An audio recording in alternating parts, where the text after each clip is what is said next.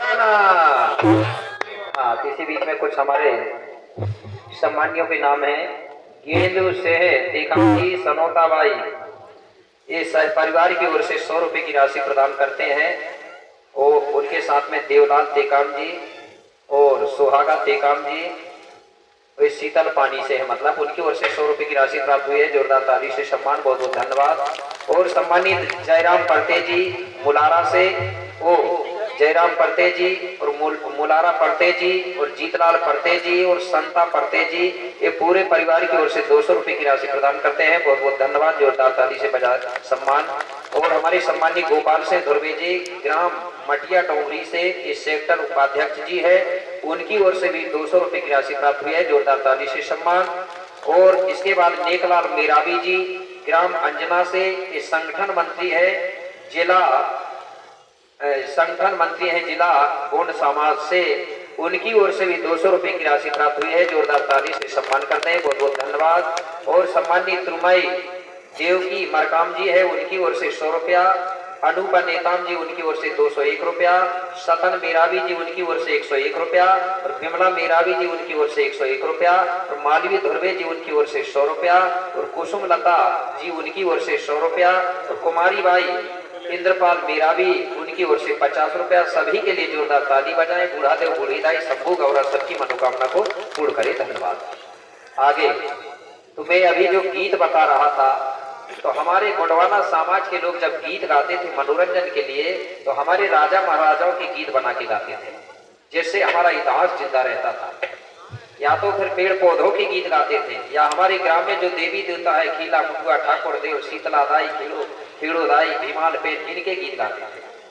अब के गोंड लोग बहक गए, इनके गीत छोड़ के दूसरों के गीत गाने लगे, इसलिए हमारी संस्कृति खत्म होती जा रही है।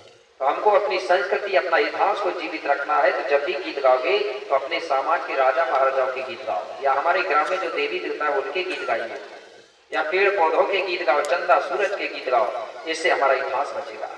तो इस प्रकार से चंद्रपुर चांदागढ़ की जो प्रजा है गीत गाती थी, अपना मनोरंजन करती थी और समय बिताती थी। इस प्रकार से याद राहुल राजा के राज्य में सभी लोग सुखी थे, भेदभाव नहीं था, कोई ऊंचा था न कोई नीचा था, सब हिल के रहा करते थे। धीरे धीरे समय बीतते गया। कुछ दिनों के बाद में क्या हुआ, जो याद राहुल राजा की पत्नी है वो गर्भवती हो जाती है। कैसे? गर्भवती भई है महारानी,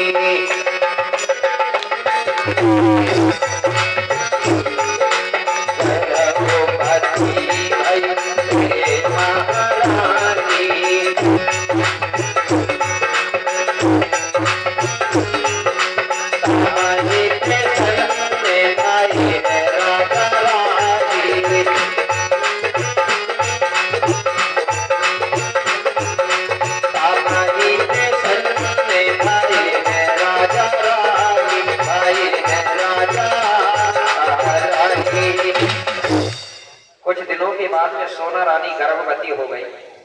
तो याद राहुल राजा और सोना रानी बहुत खुश भय, कहने लगे हमारे घर में कुछ दिनों के बाद में नया मेहमान मेजबान आने वाला है, इसलिए दोनों आनंद और खुशी के साथ समय बिताने लगे। धीरे धीरे समय बीतते गया। एक दिन राजा राहुल ने सोचा कि रानी को कुछ बताना चाहिए। बोले क्या? रानी के पास पहुंचा और रानी से कहने लगा, रानी तुम्हारा जो समय है वो गर्भ अवस्था का समय चल रहा है, इसलिए मैं तुमको कुछ बात बताना चाहता हूं, तुम मानोगी कि नहीं मानोगी? रानी कहने लगी, क्यों नहीं मानूंगी महाराज, तुम मेरे पति देव हो और पति ही गुरु होता है महिलाओं का, और गुरु की बात जो ना माने बराबर मानूंगी। बोले आप बताइए। राजा कहने लगा, रानी तुम्हारा जो समय है गर्भ अवस्था का है, इसलिए गर्भ अवस्था में महिला को बार बार गुस्सा नहीं होना चाहिए, मतलब प्रसन्न चित्त रहना चाहिए, खुशी खुशी में रहना चाहिए। और बोले गर्भवती महिला को किसी की भी चुगली नहीं करना चाहिए। बोले ठीक है महाराज। और गर्भवती महिला को खराब बात नहीं बोलना चाहिए और खराब बातें नहीं सुनना चाहिए। रानी कहने लगी, महाराज इतनी ढेर सारी बातें मुझे क्यों बता रहे हो? बोले रानी, जो महिला गर्भ अवस्था में जैसा कर्म करती है उसका असर जो गर्भ में बच्चा होता है उस पर पड़ता है। जो महिला बोले गर्भ अवस्था में चोरी करती है तो उसका असर गर्भ में पड़ता है। जो बच्चा जब जन्म होता है तो वो भी चोर निकलता है, फिर कितना ही सुंदरता नहीं है, इसका असर पड़ता है। तुम्हें अगर अच्छी बात सुनोगी गर्भ अवस्था में तो तुम्हारा बच्चा भी ज्ञानवान होगा। तुम जैसी चीज देखोगी गर्भावस्था में वैसे ही उसके वो बच्चा पर असर पड़ता है। आज ये पक्का है, जो महिला गर्भावस्था में जैसा करेगी वैसे ही उसका असर पड़ता है, फिर बाद में कितने सुधार होगा, इसका मिलता है ना रहस्य। आज की महिलाएं सबसे ज्यादा क्या देख रही, टीवी सीरियल देख रही कि नहीं देख रहे, तो उनके बच्चा जब जन्म हो रहा है तो वो भी हीरो हीरोइन नहीं की एक्टिंग कर रहे हैं कि नहीं कर रहे हैं।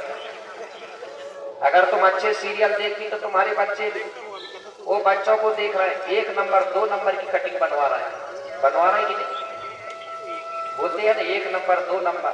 अब अपन तो जानते नहीं भाई 1 नंबर कटिंग कौन सी और 2 नंबर कटिंग, हम तो ये जानते हैं कि 1 नंबर जाना 2 नंबर जाना, वो कटिंग बन गई है 1 नंबर 2 नंबर बन गई कि नहीं बन गई। एक गोंडी ग्रंथ अकेले की बात नहीं है, दूसरे ग्रंथों में भी दिया है। अभिमन्यु के बारे में सभी लोग जानते हो, गर्भ में था और चक्रव्यूह के बारे में सुन लिया था।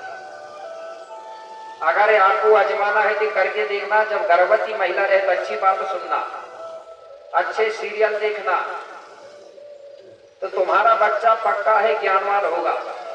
और जो महिला बार बार झगड़ा करेगी तो उसका बच्चा भी झगड़ालू पैदा होता है। तो ये राजा ने रानी को बताया, तुम्हारे पति ने बताया कभी क्या ये बात? उसको तो 10 मिनट बैठने को समय नहीं था, नहीं है। ये राजा महाराजा ये बात जानते थे, रानी ने बात मान गई, बोले ठीक है महाराज। इस प्रकार से रानी अपना समय बिता रही है। धीरे धीरे गर्भ का समय बढ़ते गया। कुछ दिनों के बाद में जो रानी सोना रानी है उसके खाने की इच्छा में परिवर्तन होने लगा, खान पान में। कैसे? एक दिन रानी राजा से कहने लगी, महाराज जब से मैं गर्भवती हुई हूँ तब से पता नहीं मेरी इच्छा ऐसी होती है कि अच्छी चटपटी चीज मिल जाती है। बोले क्या खाना है? बोले इच्छा ऐसी होती है कि भुजे हुए चने मिल जाते हैं। बोले कोई बात नहीं रानी, तुम मुझे बता दिया बस करो, मैं तुम्हारी पूरी व्यवस्था करूंगा। तो रानी जिस दिन राजा से कहती थी मुझे भुजे हुए चने चाहिए तो राजा तुरंत रानी के लिए दवा भुजवा के खिलवाता था। रानी जिस दिन कहती थी कि नारियल खाना है नरियल खिलाता था। मतलब जो जो चीज रानी मांगती थी वही वही चीज राजा खिलाता था। रानी बहुत खुश होती थी कि पति हो तो मेरे पति देव जैसा हो, सोचती थी। और राजा ये भी कहता था, रानी जो भी आपकी इच्छा हो खाने के लिए तो आप बोल देना, निसंकोच मैं पूरी व्यवस्था करूंगा। और अगर तुमने खाने में अगर कंजूसी किया, खाने में अगर कमी करी तो तुम्हारा बच्चा भी कमजोर होगा और तुम भी माटी खाने लगोगी। क्योंकि जिस महिला को गर्भ अवस्था में खाने की व्यवस्था अच्छे से नहीं होती ना, वो महिला आज भी माटी खाती है। खाती है कि नहीं खाती? आपको नहीं होगा पता, यहाँ बैठी है, किसको मालूम? उठाना हाथ, भैया लोगों को पता चल जाएगा। ये सबको मालूम है, मट्टी खाती है। और उसका जब बच्चा पैदा हो जाता है तो वो भी माटी खाता बेचारा। क्यों खाता है? क्योंकि जब बच्चे के शरीर में जब हड्डी का निर्माण होता है तो उसको लोहा की जरूरत पड़ती है। उससे लोहा से हड्डी बनती है, हड्डी मजबूत होती है। इसलिए वो महिला को माटी अच्छी लगती है, क्योंकि मिट्टी में लोहा पाया जाता है। पहले के गोंडियन लोग, जो भारत में रहने वाले, मैं गोंडियन जो बोलता हूँ आप लोग इसको जाति मत समझना। भारत में रहने वाला कोई भी समाज हो सब गोंड कहलाता था। तो यहाँ के लोग जब खाना बनाते थे तो इनके बर्तन होते थे मिट्टी के, और मिट्टी के बर्तन में जब भोजन बनाया जाता है तो उस भोजन में लोहा की पूर्ति हो जाती है। मिट्टी के बर्तन का भोजन करने से हड्डी मजबूत होती है, शरीर दर्द नहीं देता। इसलिए पहले के लोगों की हड्डी मजबूत थी। तो बोले खाने में कमी मत करना, जो चीज इच्छा हो तो मांग लेना। आज भी जो महिलाएं हैं जब गर्भावस्था में होती है तो महिलाओं की इच्छा होती कि यार अच्छी अच्छी चीज मिल जाती खाने को। कई कई तो महिला कहती है कि यार अच्छा मुर्गा मिल जाता, कहती कि नहीं कहती? तो गर्भावस्था में सभी पतियों को ध्यान देना है। पहले जो गलतियां हो गई, लेकिन अब जो भी महिला गर्भवती हो उसको खान पान की बहुत ध्यान देना, नहीं तो बैठे सरकार के भरोसा, दलिया तो मिलवा हो। पहले के गोंड लोग दूसरे के भरोसा नहीं थे, अब सरकार के भरोसा बैठ रहे हैं। अगर खान पान में ध्यान दोगे तो तुम्हारा बच्चा हष्ट-पुष्ट होगा, ज्ञानवान होगा, अपंग नहीं होगा। और खाने में कमी किए ना वो बच्चा अपंग हो सकता है, दिमाग से भी अपंग होगा, हाथ पैर से भी हो सकता है। इसलिए हमारे राजा महाराज एक चीज जानते थे, इसलिए पहले के लोग बहुत ज्ञानी थे। तो मेरे भाई, जो जो रानी मांगती थी राजा देता था। धीरे धीरे समय बीते गया। एक दिन रानी राजा के पास गई और राजा से कहने लगी, महाराज मैं नारियल खा के, चना खा के, पपीता खा के बोले परेशान हो गई, अब तो मुझे दूसरी चीज चाहिए। बोले क्या चाहिए? अब इच्छा हो रही है मोरी बोले भाजी खाने की। तो बोले कौन सी भाजी? पालक की भाजी खाओगी? चने की? बोले नहीं नहीं। बोले जंगल की भाजी खाना है। तो बोले जंगल की कौन सी भाजी? तो बोले जंगल में जो भाजी होती है ना, जिसको कोटवारी भी बोलते हैं, केवलार भी बोलते हैं, कोलियारी भी बोलते हैं। जान गए सब लोग? खाए हैं कि नहीं आपने? खाए हैं। चलो वही भाजी। राजा कहने लगा, रानी ठीक है मैं नौकरों को भेज दूंगा जंगल, वो तुम्हारे लिए रोज भाजी तोड़ के लाएंगे। बोले ठीक है। तो राजा प्रतिदिन अपने नौकरों को जंगल भेजता था। नौकर जंगल से कोलियारी की भाजी तोड़ के लाते थे, कोटवारी की। रानी बड़े शौक से रोज खाती थी और अपना समय बिता रही थी। धीरे धीरे समय बीतते गया। कुछ दिनों के बाद में जो भाजी की कोमल कलियां है वो धीरे धीरे कड़ी हो गई, मतलब भाजी के लायक नहीं रही। जब तक नरम रही तब तक नौकरों ने लाया, तो कड़ी हो गई तो एक दिन नहीं लाया भाजी। तो जिस दिन भाजी नहीं लाया नौकरों ने, उस दिन हुआ क्या? अरे जिस दिन सोना रानी को, हाँ अरे जिस दिन सोना रानी को हाँ भाजी नहीं मिल पाई है, जिस दिन सोना रानी को हाँ भाजी नहीं मिल पाई है,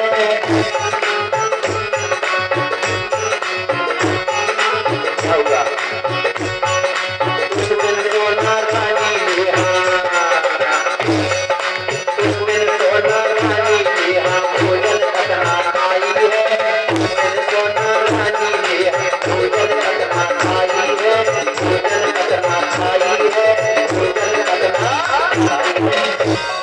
जिस दिन नौकरों ने भाजी नहीं लाया, उस दिन सोना रानी ने भाजी के बिना भोजन भी नहीं करी, मतलब खाना भी नहीं खाई और भूखे पेट सो गई। अब भूखे पेट तो सो गई, लेकिन भूखों में किसी को नींद आएगा क्या? नहीं आएगा। सब लोग कह रहे हैं नहीं आएगा। मातृ शक्ति आएगी क्या नींद? सबने प्रैक्टिकल करके देख रहे हैं, मतलब इसलिए तो सब लोग कह रहे हैं कि यार नहीं आएगी। कभी कभी हो जाता पति पत्नियों का झगड़ा, बोले ठीक है आज नहीं खाती। सब आजमाए हुए लोग हैं। तो रानी को रात भर नींद नहीं आई। रात भर रानी जागते रही और सोचते रही कि कब सुबह होगी और मैं खुद जंगल जाऊंगी और भाजी तोड़ के लाऊंगी, तभी मैं खाना खाऊंगी। इस प्रकार रानी ने पूरी रात बिता दिया। जैसे ही सुबह भई तो रानी ने क्या करी, तुरंत अपनी जो गांव की सखी सहेली है उनको बुलाई और उनसे बताने लगी। बोले कल हमारे यहाँ नौकरों ने भाजी नहीं लाया, भाजी के बिना मैंने रात को भोजन नहीं खाई। बोले बहन भाजी के बिना मेरा जी नहीं मान रहा है। कैसे? भाजी बिना जिया नहीं माने,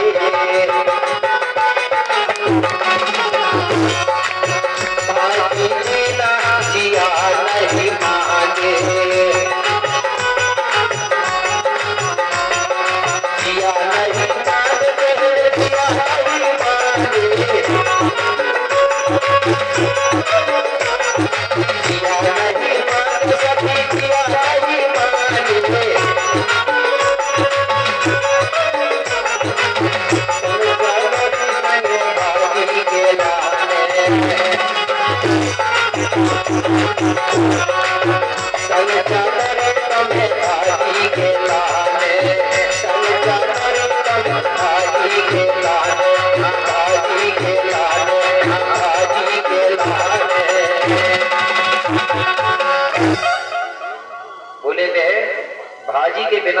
भी नहीं मान रहा है, इसलिए तुम सब तैयार हो जाओ और मेरे साथ भाजी के लिए जंगल चलो।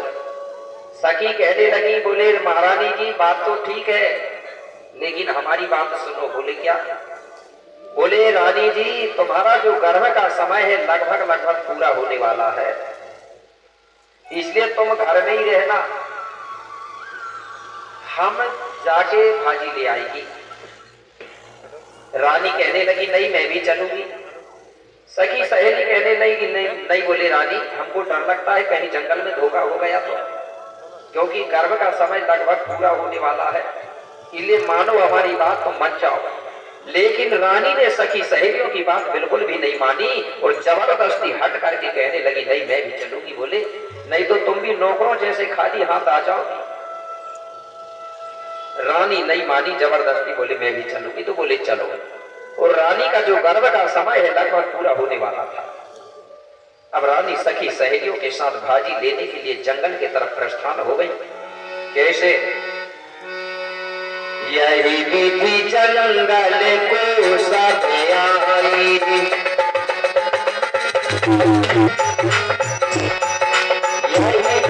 जंगल को सब आई,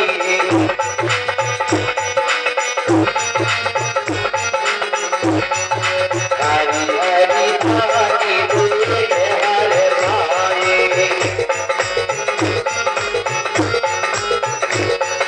हरि हरि भाई दूजे हर भाई, यही विधि जंगल को सब आई। धीरे धीरे जंगल पहुंची। जंगल में जाके देखी तो ढेर सारे क्योलार के पेड़ लगे हुए थे, कोटवारी भी बोलते हैं, ठीक है, कोटवारी माला लगे हुए थे, भाजी लगी हुई थी। रानी ने जैसा ही देखी तो बड़ी खुश भई, कहने लगी बहन देखो कल तो नौकर कह रहे थे भाजी नहीं है और इधर ढेर सारी भाजी लगी है। बोले बहन रात भर खाना नहीं खाई हूं, बड़े जोर से भूख लगी है, इसलिए तुम देर मत करो, जल्दी से भाजी तोड़ो। सखी सहेली इधर उधर बिखर गई और भाजी तोड़ने लगी। रानी सोना एक क्योलार के पेड़ के नीचे खड़ी हो गई और सखी सहेली भाजी तोड़ने लगी, इधर उधर बिखर गई। अब रानी सोना देख रही थी। बोले चलो मैं भी तोड़वा लूं। तो जिस पेड़ के नीचे सोना रानी खड़ी थी उसी पेड़ की एक डाली को हाथ से पकड़ती है और नीचे की तरफ झुकाती है और दूसरे हाथ से भाजी तोड़ती है। तो हुआ क्या? जिस डाली को रानी ने पकड़ी थी वही डाली अचानक टूट जाती है और सोना रानी के दोनों पैर फिसल जाते हैं। कैसे? अरे टूटी अचानक तभी डरैया डरैया डरैया डरैया डरैया बिछैया,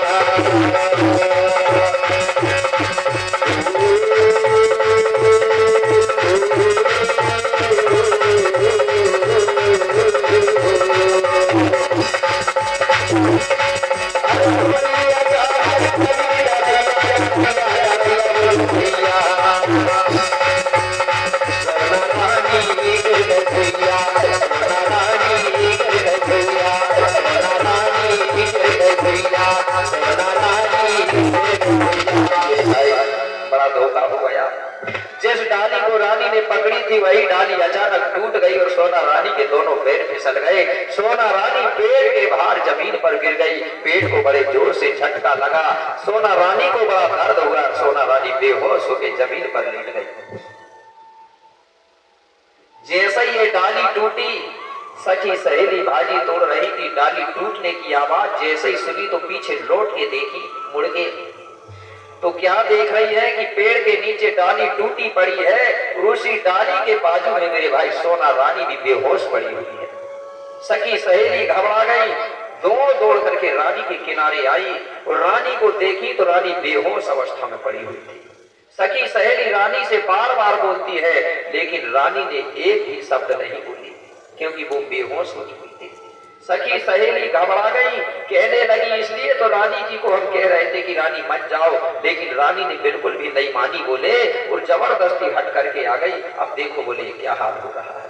अब बोले हम जंगल में क्या करें, यहाँ कोई कपड़ा नहीं है, कोई व्यवस्था नहीं है, अब रानी को हम क्या करें। मेरे भाई सखी सहेलियों ने जिसने जितना भाजी तोड़ा था अपनी झोली से भाजी निकाली और जमीन पर बिछा दिया, बिस्तर लगा दिया, भाजी की कोमल कलियों से सेज बना दिया और सोना रानी को उठा करके और वही भाजी की कोमल कलियों के सेज पे सुला दिया। और आसपास सखी सहेली बैठ गई और प्राकृतिक शक्ति फड़ाफे से प्रार्थना कर रही है, हे जलदेव, हे वायुदेव, अग्नि, आकाश और धरती, हमारी रानी जी को कुछ नहीं होना चाहिए, हमारी रानी की रक्षा करो। इस प्रकार से वो प्राकृतिक शक्ति फड़ाफे से प्रार्थना कर रही है। कैसे? हे बड़ादेव, रानी जी की रक्षा करो। लेकिन मेरे भाई, प्रकृति किसी के बस का है क्या? प्रकृति को कोई बस में नहीं कर सकता, इसलिए तो उसको फापेन बड़ादेव कहते हैं। अगर बस में कर लेते तो वो हमसे छोटा हो जाता। तो वो प्राकृतिक शक्ति पंच तत्वों से प्रार्थना कर रही है, लेकिन हुआ क्या? तुरंत मौसम बदलने लगा। कैसे?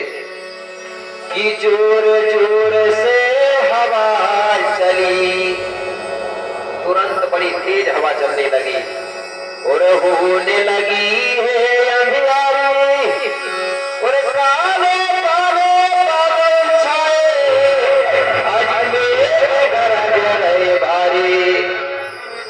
मेरे भाई, तुरंत मौसम बदलने लगा, जोर जोर से हवा धुंध चलने लगा, आकाश मंडल पर काले काले बादल छा गए, मेघ गर्जना करने लगा, अंधेरी सा होने लगा, पूरा जो वातावरण है डरावना सा लगने लगा। ऐसा लगने लगा कि थोड़ी देर बाद वर्षा होगी। मेरे भाई, ये मौसम को देख के सखी सहेली घबरा गई। हे बड़ादेव बोले, अब क्या होगा? मेरे भाई, और हुआ क्या? उसी समय कि बिजली चमकी जोर से, बड़े जोर से बिजली चमकती है और छाई है घोर आबाद। उसी समय में सोना ने अरे जन्मी कन्या ये नवजात। मेरे भाई, उसी समय बड़ी जोर से बिजली चमकती और कड़कती है। बिजली चमकने से सोना रानी के आंख चरचोंधे आ गए। बिजली के कड़कने से घना घोर आवाज से सोना रानी के कान सुन्न पड़ गए। सोना रानी घबरा गई। उसी घबराहट के साथ ही साथ, बिजली चमकने के साथ ही साथ, बिजली की आवाज के साथ ही साथ सोना रानी ने भाजी की कोमल कलियों के ऊपर एक सुंदर सी कन्या को जन्म दे दिया।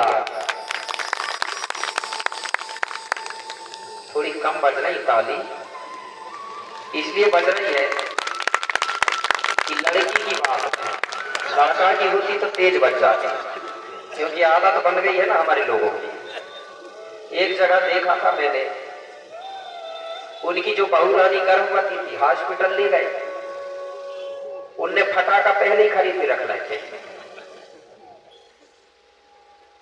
अब वो हॉस्पिटल गई, वहां पता चला कि लड़का के जगह में लड़की हो गई। अबे फटाका खरीदे हुए रखे रहे, फटाके नहीं फोड़े।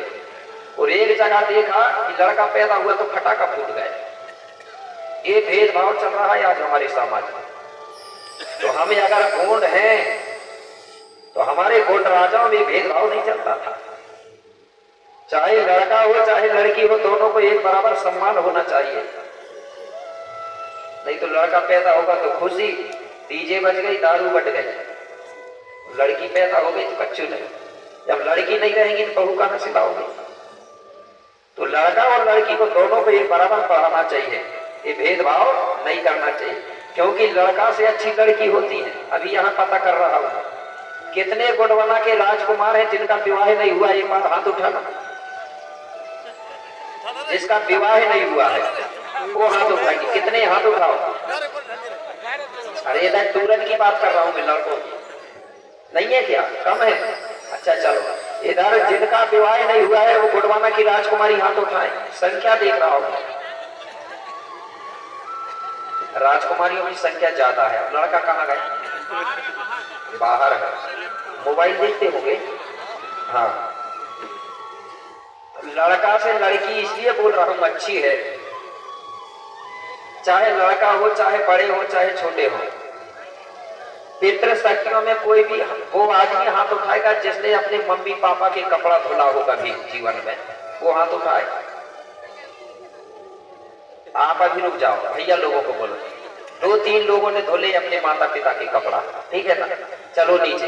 अब यहाँ महिलाओं में उठाएंगे हाथ, कितनी महिला है, चाहे लड़की हो चाहे महिला बड़ी हो, किसने अपने माता पिता के कपड़ा धुला है? जरा हाथ उठाना। आप देख लो, लड़का कर रहा है सेवा की लड़की कर रही है, और लड़की को पराई समझ रहा है ना गड़बड़? तो ये है, तो लड़की हो चाहे लड़का, दोनों में एक बराबर खुशियां होना चाहिए, मेरा मतलब ये है। तो जैसे ही वो लड़की का जन्म हुआ तो जो बिजली शक्ति है, वो बिजली शक्ति वो उस कन्या के शरीर में जाके समा गई, और वो लड़की जो है जोर जोर से चिल्लाने लगी। क्या चिल्ला रही है? आज भी चाहे कोई भी समाज हो, सबके टूरा टूरी जब जन्म होते हैं ना तो चिल्लाते हैं, और वो भी ऐसा हाथ लेके नहीं चिल्लाते। कोई भी बच्चा जब पैदा होगा हाथ फैला के पैदा नहीं होता। कैसा पैदा होता? मुट्ठी बांध के। इसलिए हमारे पूर्वज लोग कहते थे मुट्ठी बांध के आया था और हाथ फैला के जाएगा। इसलिए जब भी कौन लोग जयकारा बोलते हो थोड़ा पहन का, तो मुट्ठी बांध के जयकारा बोलते हैं, क्योंकि वो कहते हैं कि हम अभी आए हैं पावन धरा धरती पर, अभी हम रुकेंगे। और अगर ऐसा करके लगा देना तो मैं समझ जाता हूँ कि ये लोग कह रहे हैं कि गुरुजी बाय बाय टाटा, अब हम जा रहे हैं, तो हमको जाना नहीं है अभी। जो ऐसा करने लगे समझ जाओ वो कुछ दिन के और है, ये दुनिया छोड़ के अब जाने वाले हैं वो। इसलिए कभी भी बढ़ा दो खड़ा पेन पूरा दो की जयकारा, ऐसा मत लगा। अगर कोई पूछे कि मुट्ठी बांधना कब से सीखे हो, तो आप बोलना जब जन्म ले रहे थे उस समय हम मुट्ठी बांध के जन्म लिए हैं, उसी समय हम बोलते थे जोहार जोहार जोहार। ये सब तो बोलता है बच्चा, बोलता ही नहीं, अब गौर से सुनना। जोहार का मतलब होता प्रणाम। वो बच्चा कहता है कि हे प्रकृति शक्ति पावन धरा धरती, मैं आपके यहाँ आ गया, अब तुझे हर हमेशा अभिवादन करता रहूंगा, अब मैं जोहार कभी नहीं भूलूंगा। लेकिन बड़ा हुआ और दूसरे के संग में फिर भूल जाता। 2 शब्द बोलते हैं लड़का, जोहार जोहार और फड़ा पहनता फड़ा पहनता फड़ा पहनता, ये शब्द आता। फड़ा पहनता मतलब होता प्रकृति का सुमरन, 5 तत्वों को सुमरन। 5 तत्वों को फड़ा पहन बोलते हैं, धरती जलवायु अग्नि और आकाश, ये है फड़ा पहन शक्ति।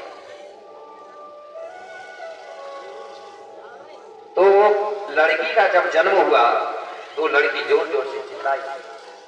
जैसे ही वो कन्या ने चिल्लाई तो जो तेज हवा चल रही वो धीरे धीरे कम हो गई। आकाश में जो बादल छाया हुआ था वो बादल भी धीरे धीरे कम हो गया।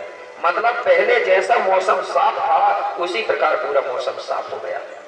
अब सखी सहेली कहने लगी अब देर नहीं करना चाहिए, मौसम साफ हो गया, अब रानी और इस कन्या को लेके घर चलना चाहिए। तो कैसे जा रही है?